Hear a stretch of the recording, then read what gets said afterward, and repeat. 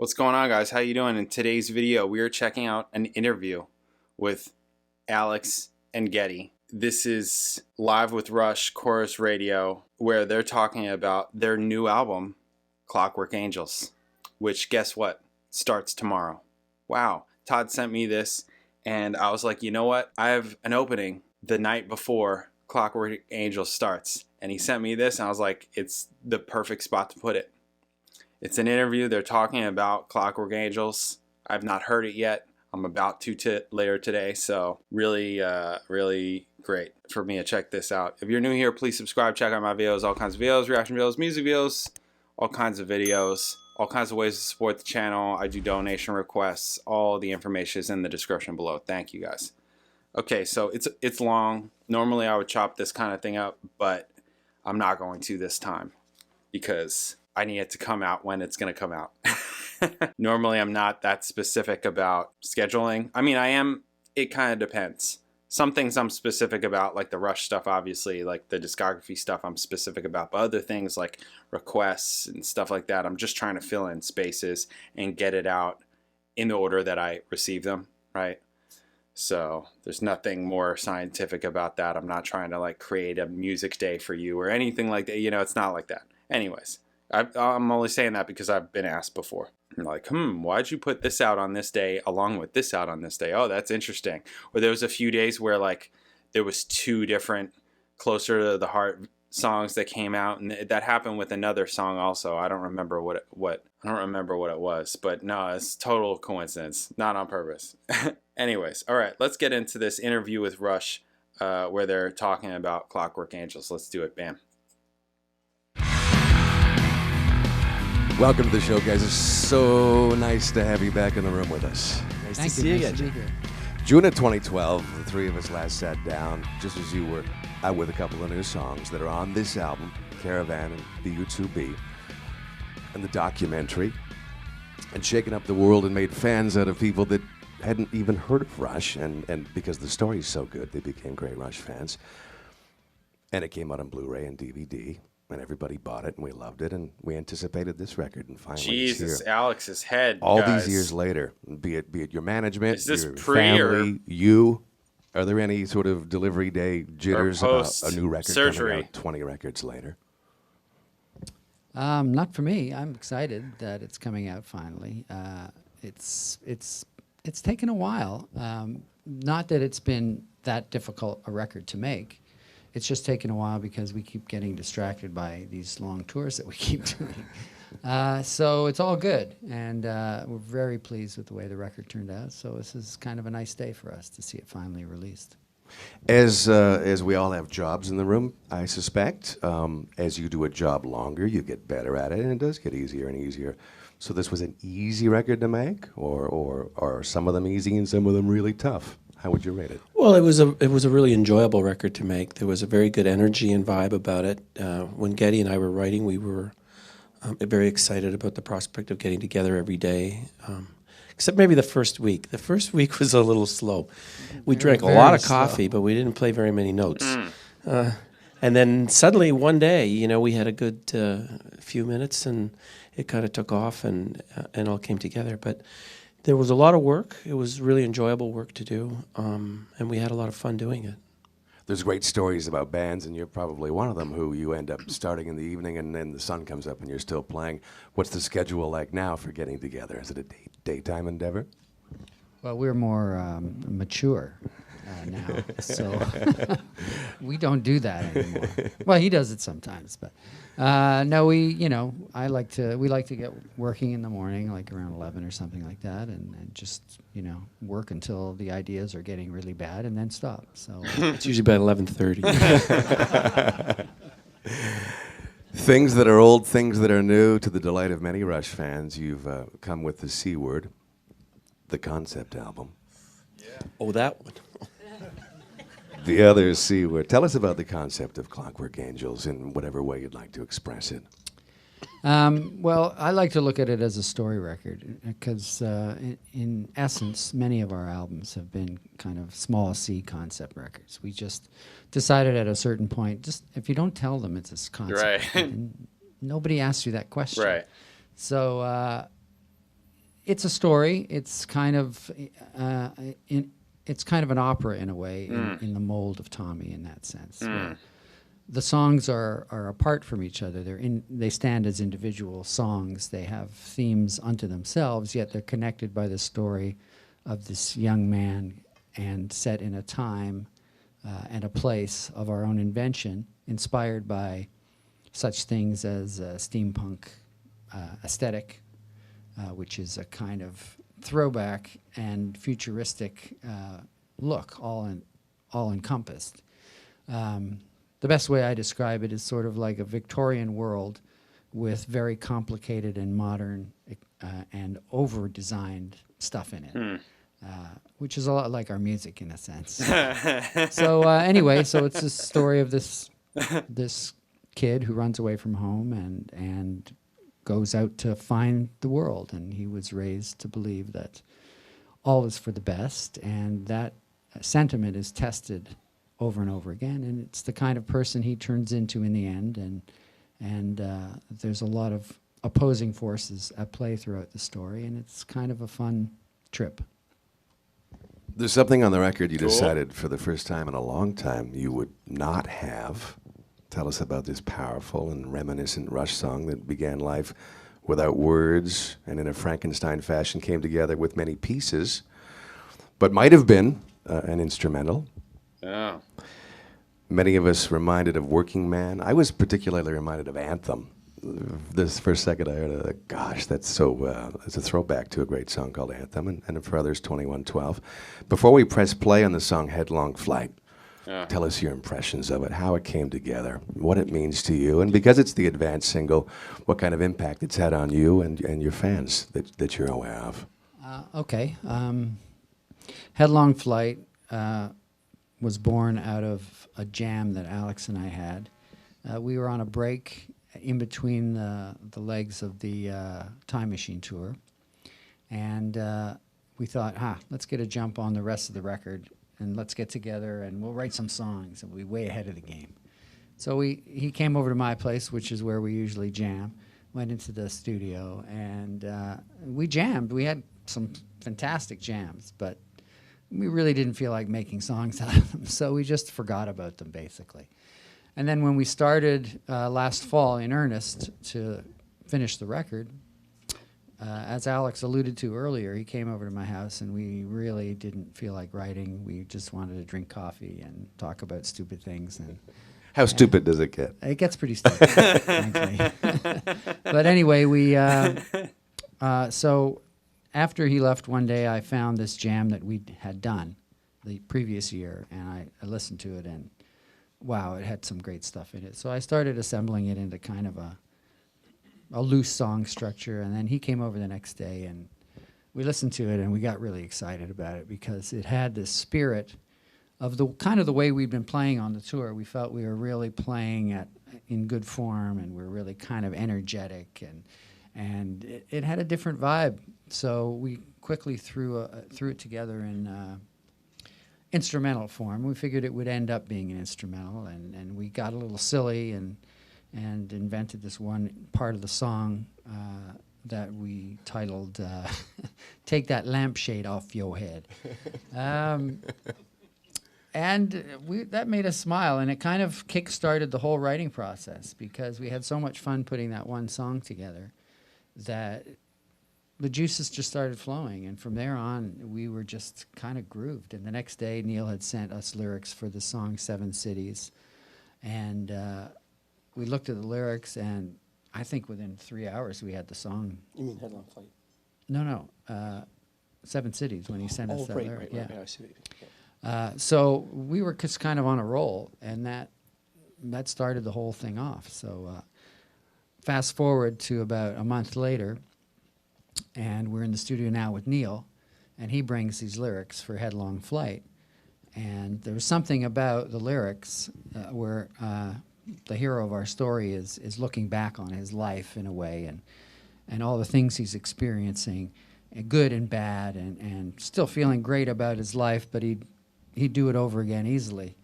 And there are moments in the instrumental where we're kind of mimicking ourselves in a way. There's that Bastille Day riff, and having fun with it, and it just seemed appropriate for the person that the story describes.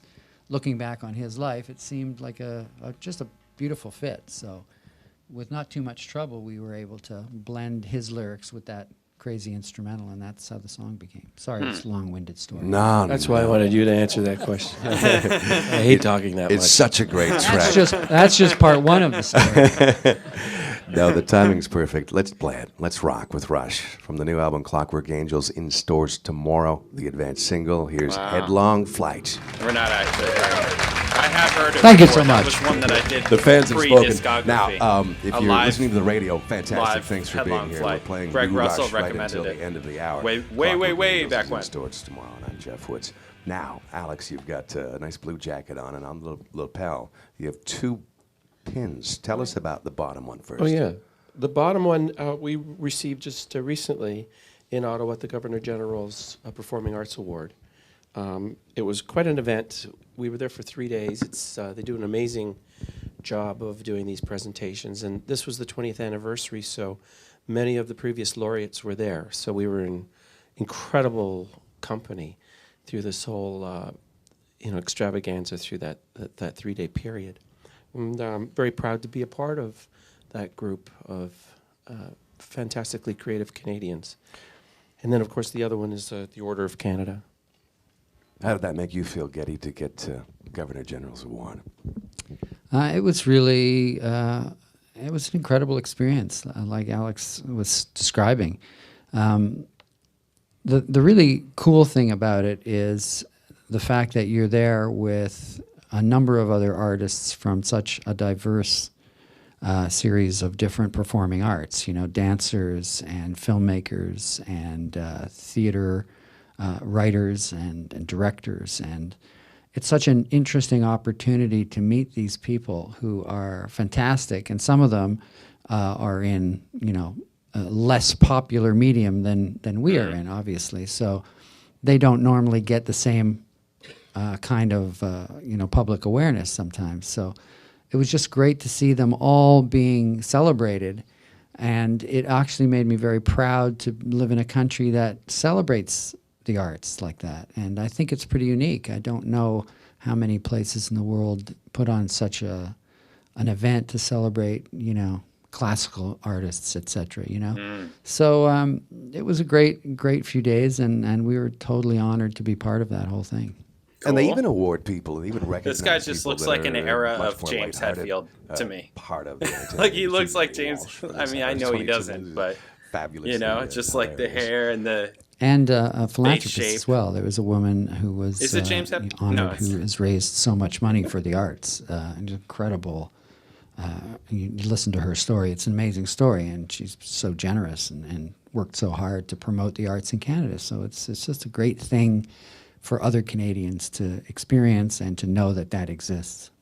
Got a note on Facebook yesterday from Darren Michalowski, who's a huge fan and congratulates you on the brand new album. He sent me a link to footage of Neil backstage at the big SARS concert in Toronto all those years ago that you played with AC/DC and the Guess Who and so on, and the Stones. And it was Neil, backstage meeting Charlie Watts. So from one drummer to the other, that would have to be one of those moments that's quite special. For each of you, it doesn't have to be somebody in music, but it could be an unexpected moment like that where you bump into somebody or you're introduced to somebody and it's really quite exhilarating. Well, I remember once I was on a bike trip with my wife in Morocco, and I was just given my room key. We had just, had a long day traveling through this amazing country. And it was in this beautiful resort in the mountains. And I went to my room, and my room was connected to another room at the very back of the resort. And as I was just about to put the key in, the door opposite was opening, and someone was coming out, and I looked at him, and he looked really a lot like Robert Plant. And I had looked at him, and he looked at me. And I kind of went in my room and said to my wife, that guy looks so much like Robert Plant, which of course it was him. And then later in the restaurant, he came up to me and started chatting, and he had the same experience. So very charming guy. And one of my big heroes, certainly as a vocalist growing Yeah, up. So right? it was great to meet him Wow. in an unusual circumstance and to see Yeah. what a good guy he was, and just, totally friendly guy. So that's my Wow. little story. Love That's it, Alex. Well, I was just minding my own business, walking down the street one day, and I walked by a restaurant, and I met one of my heroes too. The door opened of the restaurant, out walked Geddy Lee from Rush. I was just so freaked out. Stupid. He's a lot shorter in real life than he looks like in film. And I didn't know what to say to him at first. Such an idiot. So he gave me a shove and said, "Get out of my way, idiot." And, and I followed him home. And actually, I broke into his house. I smashed a window in the basement and broke in. And I've been living in his basement ever since. So Rent free. that was my most exciting thing in my life. You're listening to Live with Rush across Canada on the radio and online. My name is Jeff Woods. Now, everyone's going to pick their own favorite from the new album, Clockwork Angels. It's not an easy task picking just one, which means it's a great record. My ears have me bouncing kind of back and forth between each of the next two new Rush songs we're going to play for you. The second of which is going to be The Garden, or maybe the third. We might squeeze a few more in. The song that saw you, Alex, and you, Geddy, in the early stages at least, trading places and influencing one another once again. A different song for Rush. It just could be my favorite from the record. I think you're really going to enjoy this. A strong song called The Wreckers. Now, just before we play it, how would you like to set it up and tell us about it? Well, it was really cool. We had a little breakdown in the studio, technical breakdown. So the way we had it structured, Ged and I were in the third studio in a small writing room where we would work daily. Neil was in the big room. Of course. Yeah, working with Nick on the drums stuff. Well, we had this little technical glitch, so we were sitting in the big room, and I've got all my guitars in there. I take all my guitars. They all want to be there for the recording, even though I don't use them all. They all got to be there. It's a big family get-together. Don't even look at them. Yeah, so they're all set up, and so Ged grabbed one of the guitars, and it's tuned to a Nashville tuning. And simply, a Nashville tuning is like the octave strings of a 12-string. So it has a very high, very ethereal kind of sound to it. And everything sounds fantastic on it whenever you play it. So he was just sitting there strumming it, and I was talking to Nick, and we were just chatting, and suddenly he gets up and runs out of the room and comes back a minute later with the lyrics to the records. And he sits down, and he's playing. He says, come here. And he says, just tell me, what do you think? And he starts playing. It was like, yeah, that's awesome. It sounds fantastic. And basically played the verse into the chorus. So we got back into our little room once things were running again, and he just wanted to throw it down so that we had a reference. So we were setting it up, getting levels, and so I grabbed his bass while we were doing it. I just played along while he played the guitar part, and he played the guitar part in a way that I would never think to play it. He plays a different stroke because he uses his fingers. I use a pick. So my stroke is more of a downstroke. His is an upstroke. And it creates a very different character. And it really dawned on me that there is such a big difference in just one slight little change that you make. Yeah. Anyways, we ran down the song, and we were just so excited about the result that we got from playing each other's instruments. Yeah, and he wrote this bass part that was similarly, I wouldn't play a part like that, but it was perfect for the song. So when we actually recorded the song, I made sure that even though he was playing guitar and I was back on bass, I played his part. I wanted to be as true to his part as possible because it's what made the song, I think, it helped lift the song up. So it was really fun, and of course we got to the middle section of the song, and of course we ran out of abilities on the wrong instrument, so we switched back and then turned back into Rush for about another 2 minutes. But it was a very fun thing to do. Now, two more new songs from the album Clockwork Angels, and then another one. We're going to save the best for last, in my humble opinion. We'll get to something that's spectacular. That may remind you, we were just talking off the air about older stuff like La Villa and Xanadu and so on, and the track that we'll finish the hour with may be reminiscent to some of you of that. Now, Geddy and Alex from Rush are here to give you some thoughts on the song Wish Them Well, and the one that precedes it so beautifully, B-U-2-B. Tell us about. Well, BU2B 2 is obviously BU2B. The original is takes place at a stage in the hero's life that he's quite young. He's about to set out to find himself in the world, and obviously many things happen to him along the way. And now we're at a stage of his life where he's reflecting about the bittersweet memories of his life, the loves and the things that he's lost. And so it's a little, as I said, bittersweet. And then it leads into a part of the song that's much more positive, much more open, where he's come to settle with himself about his outlook on life and the way he deals with other people, having been taken advantage of so many times. Is this a lot about Neil, introspection of Neil? I wouldn't say so. No, no. I think it's a combination of things. It's a combination of things he's been inspired by. He was inspired by a number of things. Steampunk we talked about, and also this the writings of Voltaire. He wrote this book called Candide, which this story is really inspired by that character who is raised in a very religious home and then goes out in the world to test his belief in the goodness of people, and he's taken advantage of. So that's a big part of the story too. So I wouldn't say it's autobiographical.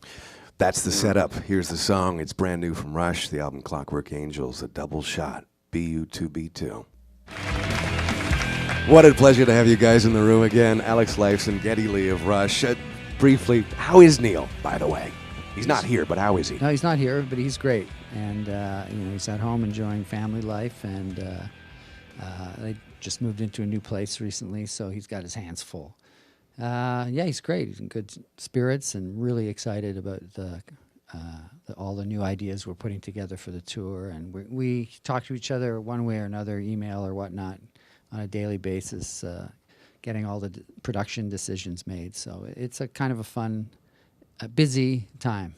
Leads me to a Twitter question. We asked for Twitter questions, and we got a bunch of people tweet them in to hashtag live at Rush. Live at Rush? Rush is live. Well, they are, still, thankfully. Susie Q writes, guys, any chance more of that funny stuff? If you were at the tour, you saw probably some of the funniest acting by musicians ever in video form. You guys were insane. Are you going to do more of that stuff that precedes the shows? Well, we're planning on attempting to be funny again. It's really a riot doing that stuff, and we usually work with a very loose script, and then we fill it in on the day, and we get to kind of riff along and have a really good time. It's getting harder to come up with new ideas, but somehow we just keep just getting weirder, and that seems to work. How much time do you spend on Rush.com, you personally? Do you have a lot of input on what goes on there? Because it's a great website if you want to learn more about the band. Oh, well, I think we all, chime in from time to time, and of course, management always asks us, "What do you think of this? What do you think of that?" and try to get involved. It's hard to be involved on a daily basis, that kind of thing. That's just, life gets too busy. Gary, Rush Freak Forever is his pseudonym, says, Ged, please come to Ireland. Is there an Irish date in 2013? At the moment, there is no Irish date. I'm sorry, Gary. We did come there on the last tour, and we're still trying to expand some of the European dates, so there's always a possibility we'll get there. Wish you all the best on the road and all the best with the album that comes out once again tomorrow. And if you don't find 5 or 6 tracks that you go, oh, wow, to, I'll be highly surprised. In 30 seconds or less, set up what I think is just one of the best Rush songs in many years, The Garden. Oh, well, this song was written actually in the very first stages of writing when Caravan and BU2B were written. Ged wrote most of this song, and it's a beautiful example of the kind of melody that he excels at, I think. It was captivating from the second that I heard it, and it's a wonderful song to work on. I think it's a very unique Rush song. There's nothing like it. It's very emotive. There are beautiful sections to it. Those are always pretty good. It works really well as the closing sentiment for the whole album. And it has maybe one of the greatest guitar solos Alex has ever played. There you go. The final of 12 songs from the brand new album. Licking each other up. I'm lying. There's hugging. There's love. See it? Let's go to The Garden. Rush. Jeez. Live. Till next time, I'm Jeff Woods. Thanks. All right. There we go. There it is. Cool. That was cool. Definitely glad that I watched that because, you know, it filled in some information. Yes, when I did BU2B and Caravan, the single releases, and then Time Machine, I got a bunch of comments because I wasn't super crazy about either of them when I did the singles. But then when I watched them on Time Machine tour, I was like, Caravan is warming up to me. I was like, okay, you know what? I can like that. This one, yeah. B2B, not so much. But the thing that everybody was saying was like, this is not, that I didn't get at the time, but I get now. And this guy didn't get because he forgot it, even though they said, like, it's a story. It's not Neil, right? So, and I get that. So when I'm going to go into doing the album like that, I understand that now. I get that it's important to get the concept, get it. And actually something that I'm going to do, because I know how this is going to go already, I'm going to make sure that I have the lyrics up so that I can, you know, just try and get more of this as possible. I mean, it may be tough for me on first listen because it's probably going to be a lot to like either, you know, what am I doing? Am I listening? Am I reading? I'm doing both. I don't think I can. You know, so this is obviously why these things take more than one listen, and I know that that's going to be part of this. You know, I've been doing this, so it's fine. I like this. This is cool. Alex really doesn't have hair back there. What's going on with that? Did he like? Was that a recent thing, or did he already? I don't remember because I'm not always seeing the back of his head like that. But that's wow. Did he then go and get it filled in, or did he get it filled in and it left again? It was like, no, bye. I don't know how these things work. I got all kinds of hair everywhere, so you know. I think I'll be all right. Maybe we'll see. There's a lot of time for that still, huh? But yeah, I think I'll be all right. I liked it. I thought it was cool. This is a super long video. Tomorrow starts Clockwork Angels. I'll catch you guys then.